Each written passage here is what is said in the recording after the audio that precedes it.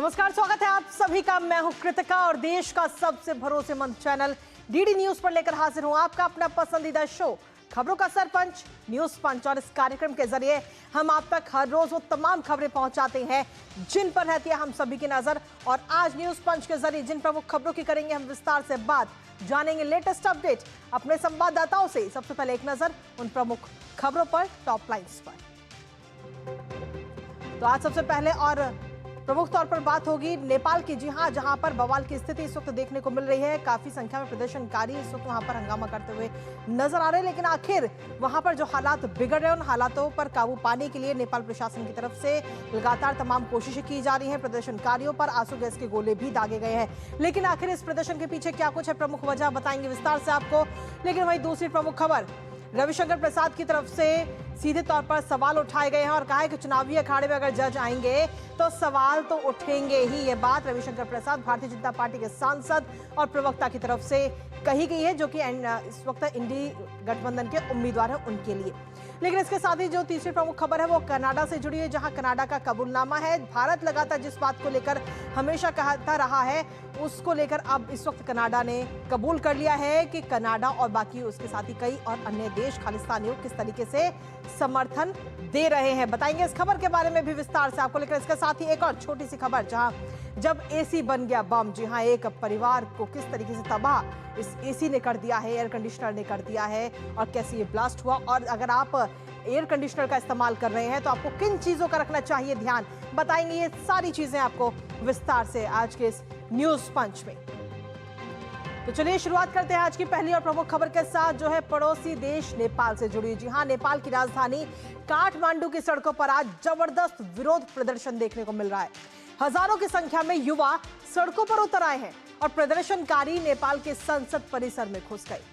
ये प्रदर्शनकारी नेपाल में सोशल मीडिया बैन के खिलाफ अपनी आवाज उठा रहे हैं, जो कि 4 तारीख को कदम उठाया गया था सरकार की तरफ से, और कई सारे सोशल मीडिया एप्लीकेशन को बैन कर दिया गया था।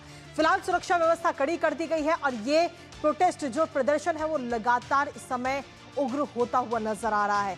प्रधानमंत्री केपी शर्मा ओली की सरकार के खिलाफ काठमांडू के कई सारे शहरों में प्रदर्शन हो रहे हैं कि नई युवा पीढ़ी के द्वारा सरकार के द्वारा जो सोशल मीडिया बैन किए जाने से लेकर के भ्रष्टाचार तक के खिलाफ ये प्रदर्शन इस समय किया जा रहा है। दरअसल आपको बता दें कि 4 सितंबर को कई सारी सोशल मीडिया की प्लेटफॉर्म की जो कई सारे सोशल मीडिया प्लेटफॉर्म है 26, जिसमें व्हाट्सएप भी शामिल है, आपका यूट्यूब इसमें शामिल है, इसके साथ ही सोशल मीडिया प्लेटफॉर्म एक्स इसमें शामिल है, फेसबुक इसमें शामिल है।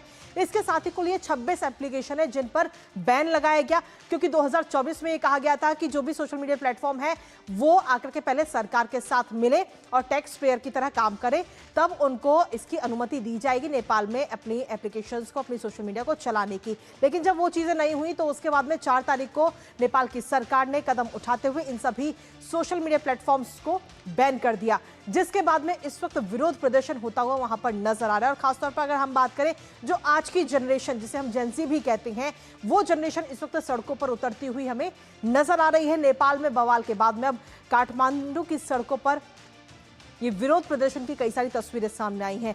दरअसल सोशल मीडिया पर जो बैन लगाया गया उसका विरोध इस वक्त ये सभी आम लोग जो है करते हुए नजर आ रहे हैं, जिसमें खास तौर पर फेसबुक है, सोशल मीडिया प्लेटफॉर्म एक्स है, यूट्यूब है, इन सब पर जो बैन लगाया गया उसके खिलाफ ये बवाल हो रहा है।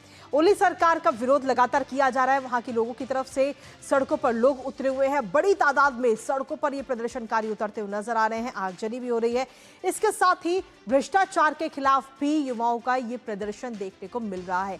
संसद में आक्रोशित प्रदर्शनकारी घुस गए और उस दौरान जो पूरे हालात वहां पर बने उन पर कंट्रोल करने के लिए आंसू गैस के गोले भी वहां पर दागने पड़े। पुलिस ने आंसू गैस के गोले वहां पर छोड़े, जिससे कि हालातों पर काबू पाया जा सके।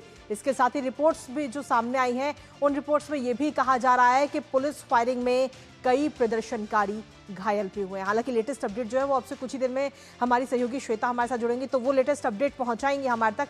लेकिन साथ ही आपको ये भी बता रहे हैं कि जिस तरीके की तस्वीरें इस वक्त सामने आ रही हैं, दरअसल हाल ही में जो नेपाल की सरकार है, ओली सरकार की तरफ से ये बड़ा कदम उठाया गया और करीब 26 सोशल मीडिया प्लेटफॉर्म पर बैन लगा दिया गया, जिसमें आपका यूट्यूब शामिल है, फेसबुक इसमें शामिल है, व्हाट्सएप इसमें शामिल है, सोशल मीडिया प्लेटफॉर्म एक्स इस पर शामिल है।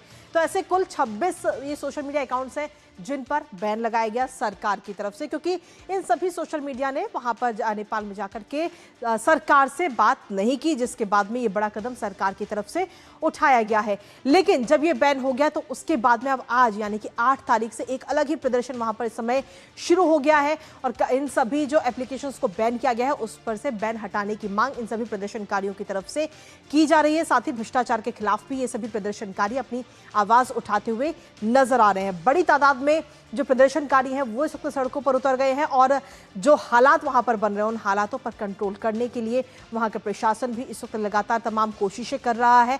आंसू गैस के गोले तक दागे गए हैं और साथ ही कुछ रिपोर्ट्स जो अभी तक सामने आई हैं उन रिपोर्ट्स के माध्यम से ये भी बताया जा रहा है कि इन हालातों में कई प्रदर्शनकारी पुलिस की गोली लगने से घायल भी हुए हैं। लेकिन अगर कुल मिलाकर अगर हम देखें तो अभी फिलहाल हालात वहां पर काबू से बाहर होते हुए नजर आ रहे हैं और हालात ऐसे हैं कि अभी फिलहाल कोशिश तमाम सरकार की तरफ से, नेपाल सरकार की तरफ से की जा रही है कि कंट्रोल हो जाए, लेकिन फिलहाल हालातों पर कंट्रोल पाना काफी मुश्किल वहां पर नजर आ रहा है। नेपाल सरकार की तरफ से जो कदम उठाया गया है उसके बाद में ये विरोध प्रदर्शन की तस्वीरें सामने आ रही। कुछ तस्वीरें इस वक्त आपको दिखाते हैं वहां की कि किस तरीके से जो विरोध प्रदर्शन हो रहे हैं, क्योंकि वहां पर पार्लियामेंट में भी काफी संख्या में प्रदर्शनकारी वहां पर घुसते हुए नजर आए और उसके बाद में हालातों पर काबू पाने के लिए जो वहां का प्रशासन है वो जमीनी स्तर पर उतरा। पुलिस वहां पर पहुंची हुई है और आंसू गैस के गोले तक छोड़े गए हैं और रिपोर्ट्स का ये भी कहना है कि इस दौरान पुलिस की गोलियों से कई प्रदर्शनकारी जो हैं घायल भी हो गए।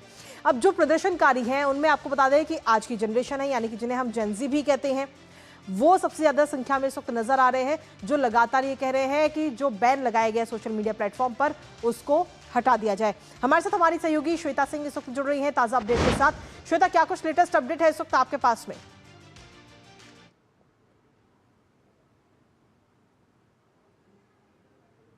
श्वेता, आवाज मिल पा रही है आपको? अगर आप यहाँ देखें तो लगभग लाखों की संख्या में आपको युवा सड़क पे दिखे थे। मेन जो पॉइंट था वो मैती घर से बानेश्वर तक जाने की बात हुई थी कि मैती घर से युवा अपना प्रदर्शन करेंगे बानेश्वर तक। मगर अगर आप बाकी पूरा इलाका काठमांडू का देखें तो हर एक कॉलेज से हर एक 10वीं के बच्चे, 12वीं के बच्चे, कॉलेज के जो ग्रेजुएट्स हैं वो सारे के सारे अलग अलग दिशाओं से मैती घर में जुड़ रहे थे। तो कहिए कि प्रशासन ने मैनेजमेंट प्रबंधन करने के लिए वन वे ट्रैफिक किया हुआ था, तो पूरा मैती घर से आपका तिनकोने तक कोई वाहन नहीं चल रहा था। वन वे इस तरफ एक दिशा से परमिटेड था। लाखों लाख की संख्या में मैं कहूँगी लोग थे और जब उनसे बातें हो रही थी तो उन्होंने स्पष्ट कहा कि सोशल मीडिया बैन के तहत उनकी आवाज को बंद किया जा रहा है, क्योंकि सोशल मीडिया प्लेटफॉर्म ही ऐसा था जहां युवा अपना पक्ष रख पाते थे, अपनी कर पाते थे कि सरकार के विरोध में जो उनके साथ घटित हो रहा है। उनका कहना था कि अधिकारी के बच्चे विदेश पढ़ने जा रहे हैं, नेता के बच्चे विदेश पढ़ने जा रहे हैं, मगर जो उनके माँ बाप टैक्स पे करते हैं वो यहीं पे बन रहे हैं, यहीं पे नेपाल में है, उनको रोजगार भी मुहैया नहीं हो रहा। तो इस बात को लेकर के भ्रष्टाचार के विरोध में उनकी आवाज थी और क्योंकि सोशल मीडिया ऐसा प्लेटफॉर्म था जहां वो फ्रीली बोल पा रहे थे। मगर जैसे सितंबर 4 को देखें कि ये बैन कर दिया गया तो उनके पास कोई अब स्थान नहीं था जहां वो अपनी आवाज उठा पाए। इसको लेके लाखों लाख की संख्या में और बहुत उस समय मुझे डर भी हो रहा था कि इतने सारे युवा एक साथ जागृत हुए हैं, आवाज उठा रहे हैं कि उनको वैसी सरकार चाहिए जो उनके लिए नियम बना सके, उनके लिए कानून बना सके, क्योंकि अभी वो काफी रुष्ट है कि उनको रोजगार मुहैया चाहिए, उनको भी बाहर जाना है, मगर उनके टैक्स पेयर के पैसे से बाकी नेता विदेश यात्रा कर रहे हैं और वो यहीं पे बैठे हुए हैं। इस बात का मलाल था उनको, इस बात का विरोध है। इसके साथ ही श्वेता, एक संक्षेप में एक चीज और आपसे जानना चाहेंगे कि जो सोशल मीडिया प्लेटफॉर्म पर जो बैन लगाया गया उसके पीछे प्रमुख वजह क्या कुछ बताई गई सरकार की तरफ से? तो सरकार की ओर से तो ये बताया गया है कि लोकल जो कानून है वो सोशल मीडिया कंपनी को फॉलो करना है। इसलिए उन्होंने कहा है सोशल मीडिया कंपनीज को कि अपना एक कार्यालय नेपाल में खोलें और एक कम्युनिकेशन ऑफिसर, एक संप्रेषण के लिए एक अधिकारी बना के अपनी ओर से रखें, ताकि गवर्नमेंट जब चाहे उनसे बात करके कुछ उनको अगर सर्व करना है या सोशल मीडिया से कंटेंट हटवाना है तो वो हटवा सकें। तो अभी टिकटॉक को छोड़ करके किसी और सोशल मीडिया ने ये ऑफिस नहीं खोला है। इस कारण से हुआ है कि उन्होंने पहले अल्टीमेटम दिया 7 दिन का, मगर किसी ने फॉलो नहीं किया। तो उन्होंने निर्णय किया कि फिलहाल अभी श्वेता वाकई इसको देखना रोकना होगा कि अब आवश्यक जब ये है। प्रदर्शन हो रहा है तो क्या वहां की जो सरकार है वो यू टर्न लेती है या अपने इस जो कदम उठाएगी उसी पर बरकरार रहती है। फिलहाल बहुत बहुत शुक्रिया श्वेता, तमाम जानकारी और अपडेट्स हमारे साथ साझा करने के लिए। इस खबर पर नजर हमारी लगातार बनी रहेगी, लेकिन इसके साथ ही दूसरी प्रमुख खबर का भी रुख कर लेते हैं। भारत के 15वें उपराष्ट्रपति के चुनाव के लिए तैयारियां पूरी हो चुकी हैं और इसके लिए मतदान कल यानी कि 9 सितंबर को होना है और नतीजे भी कल ही घोषित किए जाएंगे। दरअसल पूर्व उपराष्ट्रपति जगदीप धनखड़ ने बीती 21 जुलाई की देर शाम को अचानक से स्वास्थ्य कारणों का हवाला दिया और उपराष्ट्रपति पद से अपना इस्तीफा दे दिया, जिसकी वजह से अब ये चुनाव हो रहा है और इस चुनाव को लेकर राजनीति भी अपने चरम पर है। एनडीए ने सीपी राधाकृष्णन को अपना उम्मीदवार बनाया है, तो वहीं इंडी गठबंधन ने बी सुदर्शन रेड्डी को अपना उम्मीदवार घोषित किया है। एक और चुनाव को लेकर चर्चाएं गर्म है, तो वहीं दूसरी ओर भारतीय जनता पार्टी के सांसद और प्रवक्ता रविशंकर प्रसाद ने विपक्ष पर सीधा निशाना साधते हुए सुदर्शन रेड्डी पर सवाल उठाए हैं। करेंगे चर्चा कल होने वाले मतदान को लेकर, लेकिन उससे पहले आपको दिखाते हैं कि रविशंकर प्रसाद ने आखिर किस तरीके से विपक्ष पर निशाना साधा और क्या कुछ कहना है उनका बी सुदर्शन रेड्डी को लेकर। देश के सोल को बचाने के लिए वो किससे मिल रहे हैं? लालू प्रसाद से। लालू प्रसाद फॉर्डर स्कैम में कन्विक्टेड हैं। मेरा उस सारे मामले को उजागर करने में कुछ भूमिका रही है, आपको पता होगा। He is convicted. आप किस तरह के रिटायर्ड सुप्रीम कोर्ट के जज हैं? जो व्यक्ति कन्विक्टेड है, किसमें? स्कैम में, करप्शन में, आप जाके उनसे मिलते हैं। Lalu Prasad ji is not a member of the parliament, वो वोटर भी नहीं है। तो फिर क्या देश के आत्मा को प्रतिष्ठित करने की आप बात कर रहे हैं? तो रविशंकर प्रसाद की तरफ से सीधे तौर पर ये तमाम बातें कही गई और उन्होंने सीधे तौर पर सुदर्शन रेड्डी पर सवाल उठाया और कहा कि हम सभी जजों की इज्जत करते हैं और जब कोई जज चुनावी अखाड़े पर आता है तो सवाल उठने भी लाजमी है।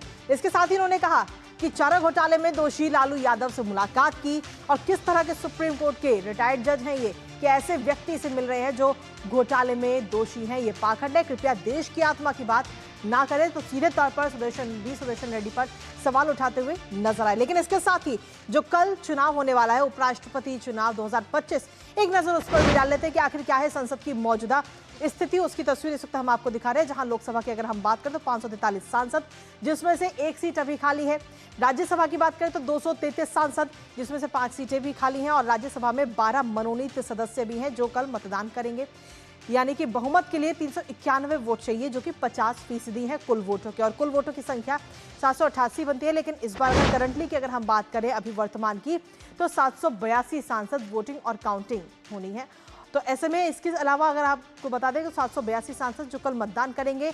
इसके बाद में आते हैं वोटिंग और काउंटिंग पर, यानी कि कल जब मतदान होगा 9 सितंबर वो तारीख होगी जब मतदान होगा। उसका में पोलिंग का समय, वोट डालने का जो समय है, सुबह 10 बजे से लेकर शाम 5 बजे तक मतदान होगा। शाम 6 बजे गिनती होगी और उसका नतीजों के आने की संभावना है शाम 7 बजे तक, यानी कि कल ही वोटिंग होगी और कल ही ये भी सामने हो जाएगा कि आखिर कौन बनेगा भारत का नया उपराष्ट्रपति। जगदीप धनखड़ ने जब 21 जुलाई को अपना इस्तीफा दिया, उसके बाद से लगातार चर्चाएं की जा रही हैं और एक तरफ अगर हम देखें तो इंडी गठबंधन की तरफ से और साथ ही एनडीए की तरफ से, दोनों तरफ से इस वक्त अपने अपने उम्मीदवारों का ऐलान कर दिया गया है। लेकिन आखिर किसके पक्ष में है ये नंबर गेम, वो भी आपको बता रहे हैं। और इसके साथ ही जो काउंटिंग की अगर हम बात करें तो काउंटिंग भी होनी है उपराष्ट्रपति चुनाव को लेकर, जिसमें किसके पक्ष में आखिर नंबर गेम है वो आपको बताएंगे और कौन किस पर भारी पड़ता हुआ नजर आएगा ये भी आपको बताएंगे। वोटिंग से पहले भारतीय जनता पार्टी की तरफ से भी कई सारे सवाल दागे गए हैं। हमारे साथ हमारे सहयोगी इस वक्त जुड़ रहे हैं ऋषि, सीधा उनका रुख करेंगे ताजा अपडेट के लिए। तो आपको बता दें कि ऋषि अब से कुछ देर में हमारे साथ जुड़ेंगे, लेकिन उससे पहले आपको बता दें कि मंगलवार को 9 सितंबर 2025 को वोटिंग होनी है और सुबह 10 बजे से लेकर शाम 5 बजे तक ये मतदान होगा। उसके बाद में शाम 6 बजे गिनती होगी और नतीजे शाम 7 बजे तक आने की पूरी संभावना है, यानी कि कल देश को नया उपराष्ट्रपति मिल जाएगा। हालांकि अगर हम बात करें आंकड़ों की, अगर हम बात करें तो इस वक्त आंकड़ा जो है वो एनडीए के पक्ष में जाता हुआ नजर आता है। हमारे साथ हमारे सहयोगी इस वक्त जुड़ रहे हैं ऋषि, सीधा उनका रुख करेंगे।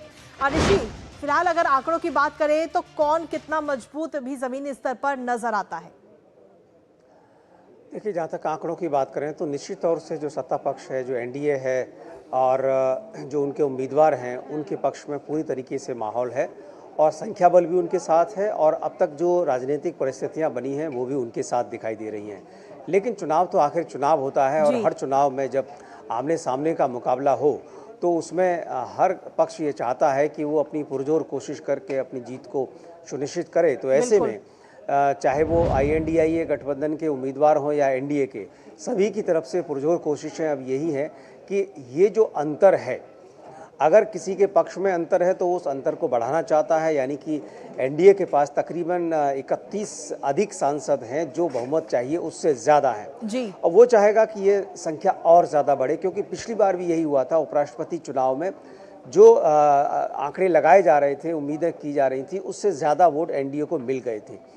इस बार भी यही कोशिश है एनडीए की कि ऐसा ही हो जी। लेकिन दूसरी तरफ से कांग्रेस उम्मीदवार, इंडी गठबंधन के उम्मीदवार की तरफ से कोशिश ये है कि ये जो अंतर है, पहले तो इस अंतर को कम किया जाए और क्या कोई गुंजाइश है कि वो भी जीत सकते हैं। क्योंकि जिस तरीके से तमाम वीडियोस, तमाम आर्टिकल लिखे गए उनकी तरफ से, बी सुदर्शन रेड्डी की तरफ से एक भावनात्मक बातें की जा रही हैं, लोकतंत्र की आत्मा और क्या क्या नहीं कहा जा रहा है उनकी तरफ से। तो ऐसे में जो मुकाबला है वो आमने सामने का हो जाता है। चूँकि हम जानते हैं इसमें व्हिप जारी नहीं होते हैं और ये दोनों ही उम्मीदवार किसी राजनीतिक दल के नहीं हैं, तो ऐसे में जो कंट्रोल है वो राजनीतिक दलों का अपने सांसदों के ऊपर अप्रत्यक्ष है, प्रत्यक्ष रूप से नहीं है। अब उसी में जो है आज हम देख रहे हैं कि बीजेपी की तरफ से भी कार्यशाला आयोजन किया गया, उसमें भी पुरजोर उनकी कोशिश है कि अपने सांसदों को न सिर्फ इंटैक्ट किया रखा जाए बल्कि और कौन से उनसे साथी सांसद उनसे जुड़ सकते हैं ताकि क्रॉस वोटिंग के माध्यम से उनकी जो पलड़ा है वो और ज़्यादा मजबूत हो। तो वहीं INDIA गठबंधन भी आज पुराने जो सेंट्रल हॉल है उसके अंदर तमाम कोशिशें कर रहा है, अपने अपने सांसदों को मॉक पोल के हिसाब से बता रहा है कि किस तरीके से आपको वोट करना है। क्योंकि इस तरीके के चुनाव में जो खास तौर से एक विशेष पेन दिया जाता है, किस तरीके से निशान लगाना है और किस तरीके से वोटिंग करनी है, क्योंकि इसमें कोई भी वोट खराब ना हो, इसकी भी पुरजोर कोशिश है दोनों ही जो खेमे हैं। तो अब कोशिश यही है कि अपनी जीत को सुनिश्चित करें, लेकिन यहाँ पर जो आंकड़ा है वो एनडीए गठबंधन के पक्ष में है। जी, बहुत बहुत शुक्रिया ऋषि, तमाम जानकारी और अपडेट्स हमारे साथ साझा करने के लिए, इस महत्वपूर्ण खबर से जुड़े हुए। साथ ही इस खबर पर आप अपनी नजर लगातार बनाए रखिएगा। और इसी के साथ चलिए अब न्यूज पंच में अब रुक कर लेते हैं हमारी तीसरी महत्वपूर्ण खबर का। खालिस्तानी आतंकवादियों से जुड़े संगठनों को कनाडा समेत अन्य देशों से पैसे मिलने के भारत के आरोप पर अब खुद कनाडा सरकार ने ही मोहर लगा दी है। सरकारी रिपोर्ट में इस बात का कबूलनामा किया गया कि खालिस्तानी संगठनों को कनाडा समेत अन्य देशों से फंड मिल रहा है। कनाडा सरकार की एक ताजा रिपोर्ट में यह खुलासा हुआ है कि खालिस्तानी संगठन जो भारत के पंजाब में एक स्वतंत्र खालिस्तान राज्य स्थापित करने के लिए हिंसक तरीकों का समर्थन करते हैं, वो अब भी वित्तीय सहयोग जुटाने में सक्रिय हैं। इस रिपोर्ट के मुताबिक इन संगठनों को कनाडा सहित कई देशों से मदद मिलती रही है। दरअसल कनाडा के पूर्व प्रधानमंत्री जस्टिन ट्रूडो लगातार इस बात से अपना मुंह मोड़ते रहे, यहां तक कि उन्होंने भारत पर भी गंभीर आरोप लगाए थे। पर अब दूध का दूध और पानी का पानी हो चुका है। करेंगे चर्चा अपने संवाददाता से, उससे पहले आपको दिखाते हैं कनाडा में खालिस्तानियों पर खुलासा। जी हां, कनाडा सरकार के वित्त मंत्रालय की ये रिपोर्ट इस समय सामने आई है और जिसमें ये बड़ा खुलासा इस समय किया गया है। इसमें अगर खासतौर पर आपको बता दें कि खालिस्तानी संगठनों को फंडिंग मिलने की बात स्वीकार की गई है वहां की सरकार की तरफ से, और पहली बार ऐसा हुआ है जब कनाडा ने आधिकारिक तौर पर इस बात को कबूल किया हो। हालांकि भारत लगातार इस बात को कहता रहा है कि वहां की सरकार खालिस्तानियों की किस तरीके से मदद कर रही है। बब्बर खालसा और सिख फॉर जस्टिस जैसे संगठन इस समय सक्रिय है, इस बात को कबूल किया वहां की सरकार ने। कनाडा समेत कई देशों से फंड जुटाया जा रहा है। हमास, हिजबुल्लाह जैसे संगठनों को भी फंडिंग दी जा रही है। और इसी के साथ आपको बता दें कि आखिर कैसे चलता है फंडिंग का ये पूरा खेल, वो भी आपको बताएंगे। और हमारे साथ हमारी सहयोगी जेसिका इस वक्त जुड़ गई, सीधा उनका रुख करेंगे ताज़ा अपडेट के लिए। जेसिका, अगर हम देखें तो भारत की तरफ से तो लगातार इस बात को कहा गया है कि वहाँ की सरकार जो है वो पूरी तरह से समर्थन करती है खालिस्तानियों का, लेकिन कभी भी इससे पहले जस्टिन ट्रूडो ने इस बात को स्वीकार नहीं किया है, हमेशा मुंह फेरते हुए नजर आए, उल्टा भारत के ऊपर ही कई गंभीर आरोप भी लगाए। लेकिन अब वहाँ की सरकार ही इस बात को कबूल भी कर रही है।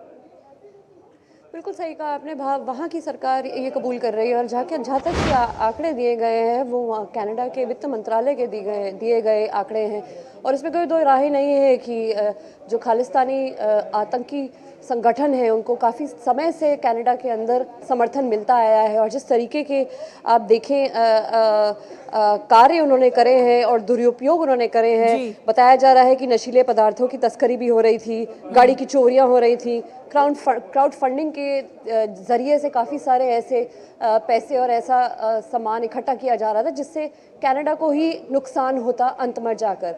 देखिए, हर देश अपनी अर्थव्यवस्था देखना चाहता है, अपना एक इकोनॉमिक एडवांटेज देखना चाहता है। अगर आप आतंकी संगठनों को अपने घर में जगह देंगे तो यहाँ ना ही ट्रेड हो पाता है, ना ही इकोनॉमिक एक्टिविटी बढ़ पाती है।